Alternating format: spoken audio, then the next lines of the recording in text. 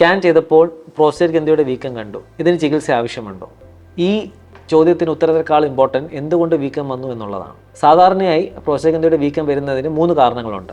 അതിൽ ഏറ്റവും കോമൺ ആയിട്ട് കാണുന്നത് പ്രായമായ പുരുഷന്മാരിൽ കാണുന്ന BPH അഥവാ ബിനൈൻ പ്രോസ്റ്റേറ്റിക് ഹൈപ്പർപ്ലേസിയ എന്ന് പറയുന്ന വീക്കമാണ്.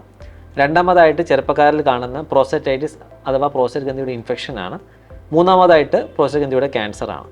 അപ്പോൾ ഇതിൽ ഏറ്റവും ഇമ്പോർട്ടൻറ്റ് എന്തുകൊണ്ട് വീക്കം വന്നു എന്നുള്ളതാണ്. അപ്പോൾ ഇതിൻ്റെ അകത്ത് ഇങ്ങനൊരു പ്രയാസം കണ്ടു കഴിഞ്ഞാൽ അടുത്തുള്ള യൂറോളജിസ്റ്റിനെ കണ്ട് ഇതിൻ്റെ കറക്റ്റ് ഡയഗ്നോസിസ് വരുത്താം. അതിനുശേഷം ആണ് ഇതിന് ട്രീറ്റ്മെൻറ്റ് നമ്മൾ ഡിസൈഡ് ചെയ്യുന്നത്. അതിൽ ഏറ്റവും കോമൺ ആയിട്ട് കാണുന്നത് പ്രായമായ പുരുഷന്മാരിൽ കാണുന്ന BPH ആണ്. അതിന് ഇപ്പോൾ നമ്മൾ സ്കാനിൽ ഇങ്ങനൊരു വീക്കം കണ്ടു എന്ന് പറഞ്ഞ് ഒരിക്കലും ചികിത്സ ആവശ്യമില്ല. പക്ഷേ രോഗിക്ക് എന്തെങ്കിലും മൂത്രമൊഴിക്കാനുള്ള പ്രയാസങ്ങളോ അല്ലെങ്കിൽ ഇത് കാരണം കോംപ്ലിക്കേഷൻസോ ഉണ്ടെങ്കിലാണ് ട്രീറ്റ്മെൻറ്റിന് ആവശ്യം. അപ്പോൾ ഇതിൻ്റെ ട്രീറ്റ്മെൻറ്റ് എന്ന് പറയുന്നത് 90% ആൾക്കാർക്കും വേണ്ടത് ടാബ്ലറ്റ്സ് മാത്രമാണ്, അതായത് മെഡിക്കൽ മാനേജ്മെൻറ്റ്. അപ്പോൾ എപ്പോഴാണ് സർജറി ആവശ്യം? ഈ മെഡിക്കൽ മാനേജ്മെൻറ്റ് കൊണ്ട് റിലീഫ് കിട്ടുന്നില്ല, അല്ലെങ്കിൽ ഇതിൻ്റെ കോംപ്ലിക്കേഷൻസ് എന്ന് പറയുമ്പോൾ യൂറിൻ പോവാതിരിക്കുക, അല്ലെങ്കിൽ ഇടയ്ക്കിടയ്ക്ക് യൂറിനറി ഇൻഫെക്ഷൻ വരിക, അല്ലെങ്കിൽ മൂത്രമൊഴിക്കുമ്പോൾ രക്തം അമിതമായി പോവുക, ഇല്ലെങ്കിൽ ഇത് കാരണം മൂത്രസഞ്ചിയിൽ കല്ല് വരിക, അല്ലെങ്കിൽ കിഡ്നി ഫെയിലിയർ വരിക എന്നിവ ഉണ്ടെങ്കിൽ മാത്രമേ സർജിക്കൽ ട്രീറ്റ്മെൻറ്റ് ആവശ്യമുള്ളൂ.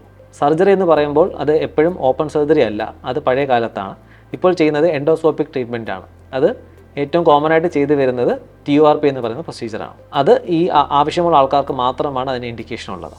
അപ്പോൾ പ്രോസ്റ്റേറ്റ് ഗ്രന്ഥിയുടെ വീക്കത്തിൻ്റെ കാരണമാണ് ഏറ്റവും ഇമ്പോർട്ടൻറ്റ്.